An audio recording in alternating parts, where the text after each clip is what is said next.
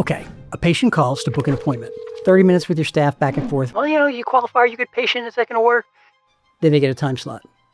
They arrive and they spend an hour filling out paperwork. And the nurse asks the same questions that they just answered again. Then you walk in and you're kind of unsure of their name and you definitely don't know their story. This is the core failure. The patient fills out the forms for an hour and you have no idea who they are or their story at all. That's understandable if you're working in a busy emergency department. I get that. But other than that, it makes no sense. I built Esprē after watching really good functional medicine docs struggle with disconnected systems. Some of the smartest people I know spending 90% of their time managing software problems instead of patients, like burning up a lot of brain space. The patients being seen maybe 15 a day and still stay out till midnight. And their family saying, "What's going on? Why are you always busy?" And it's not for a lack of effort or brains. It's just the way that the software is built. This isn't about workflow hacks or hiring more staff. We're going to look at what's actually breaking your practice, the workflow disaster that's happening every day. Is that extreme? No. Disaster is exactly what it is. Why is the patient story so hard to get? It's never captured easily. And when that happens, ultimately, most practices fall apart. It doesn't work. But when they actually engage really good software, they'll recover. Not only will they recover energy and capability, but 10 or 20 hours a week. And they'll remember those glorious days when they first either got into medical school or MP school and they said, "I'm going to make a difference." And they'll remember why they went into medicine.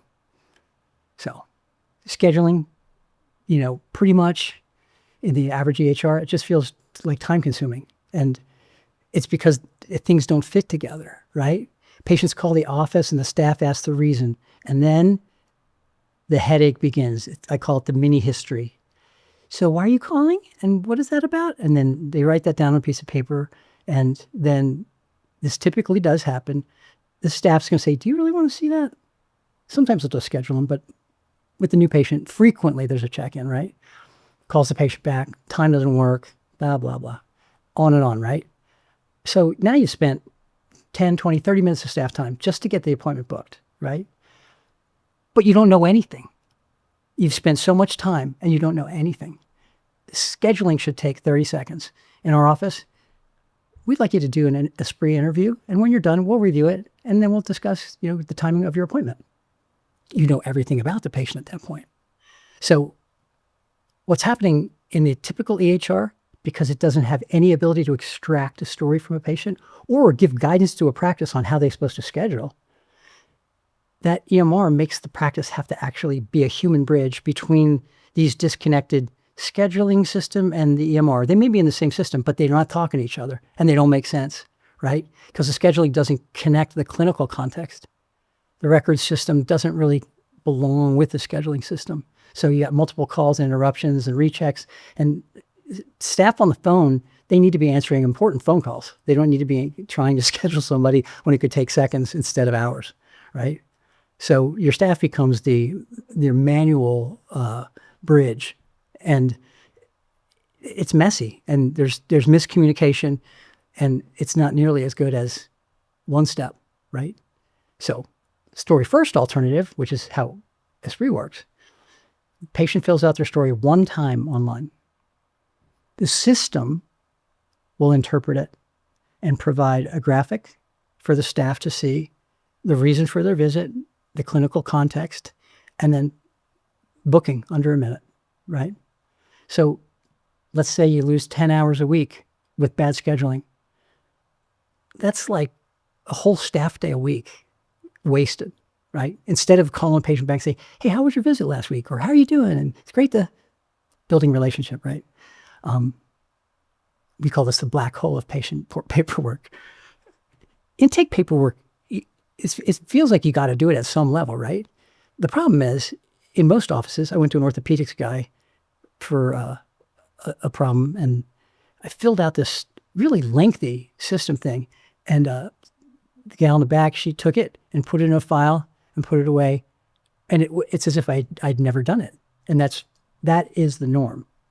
It typically never gets used. It never gets used. 5 or 10 pages, and you got to sit there and fill it out. So now as the patient, I'm a little miffed. You wasted my time. Staff files it, and it's never looked at again, right? So if it isn't used during the visit, it is an intake. It's a waste of time. Step 2, after the mini history you get from the staff, now the nurse is going to come in and she's going to repeat all those intake questions again. So is it really? So now and you've experienced this. You've repeated your story or you've seen it happen multiple times. And then the physician walks in, and because there's not a good way to communicate that from the front office to the intake form, to the nursing staff, to doctor, there's no way to communicate that. There's just that same old thing, right? And then the patient experiences, you might have heard this, I already told 3 people this, and they're not happy, right? So now you've created a hostility there where there's frustration before you even start, right? It's just not available. So the other problem with the EHR is that you've got your one visit, one problem model, right? So it's great for billing because it's just real simple, real straightforward, but it's not how functional medicine works, right? Insurance medicine treats one problem.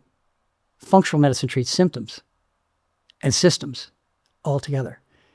Can you imagine somebody on the phone saying, okay, give me a lowdown on all the symptoms and systems that you have? It doesn't work, right? But sprained my ankle, see you at 4. That's easy. Functional medicine doesn't work that way. You need a different system. When the patient presents multiple issues, you've got all these different things that need to be carefully considered and put together and then presented. And if you can do it in a way that saves time, it's money, right? Insurance logic, one code, one visit, one treatment path. Functional medicine, multi-systems, gut, hormone, stress, sleep, all interconnected. Providers treat symptoms and not root causes in the traditional EMR world. Do you want that? Is that really what you want? It doesn't align with the way I think. Reductionistic medicine in that way, it doesn't fit. You can't jam it into it's a square peg in a round hole. It's not going to fit. It doesn't work, right? And that's only the first step. That's only just trying to get a patient in the door, right? And most practices, they don't really have a workflow. They have a whole bunch of different systems that they've stacked up. And you've probably seen them. There's different mail slots, right, that they use for different forms. So there's all this duplication.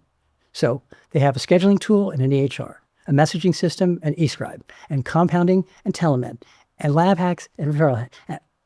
We actually have people ask us all the time, would you like to use our system to do compounds or our system to use labs? And we don't need to. It's all integrated. We don't have to, right? And so when you have data imported like that multiple times across multiple systems, you're wasting an immense amount of time every visit. So you have a chart in the EHR and you have a prescription and you entered it. It bounced, something happened, you had to re-enter it. Now you got to send messages around, right? And message everybody. And now you got to schedule your update manually and you got to do all that stuff. So now you've had this really simple problem take a half an hour. If it's in a connected system, that prescription gets redone, a task gets sent, all from the same page, less than 30 seconds, right? So your staff will absolutely love it. The incredible, the benefit of having people respected in terms of their time is immense. As you do this, you'll find that the whole burnout issue becomes less and less and less. So when we talk about story first, it's not about spending more time. It's about putting the information together in a way that makes it really, really simple. You capture it once and you use it everywhere, right? So you don't have multiple times and you really don't ever use it again. You capture it one time and it's integrated into everything. So the patient completes a story online. The system takes that information, interprets it, and scores it.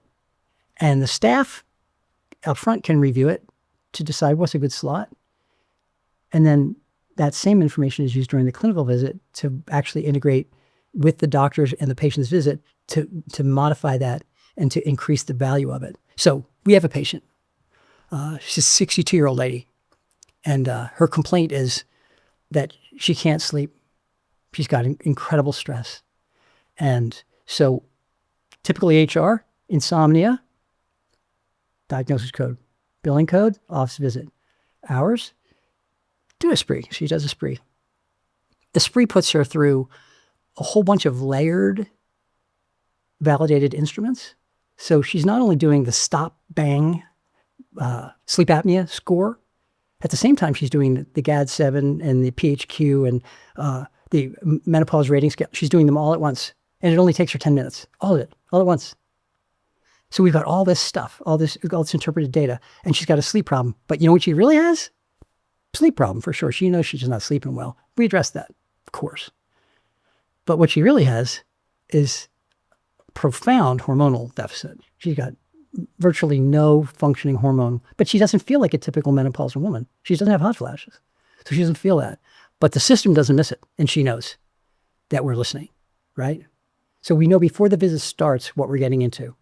We don't have repeated intake. Our clinical time is focused. So instead of sitting there for 20 or 30 minutes getting a history, that's all done. All that time is saved. I can use all that time I can talk about their kids in summer camp if I want. If that's what I want to do, I can do it, right? Typically, I don't. Typically, I'm going to do something more meaningful, right? I can see the whole map.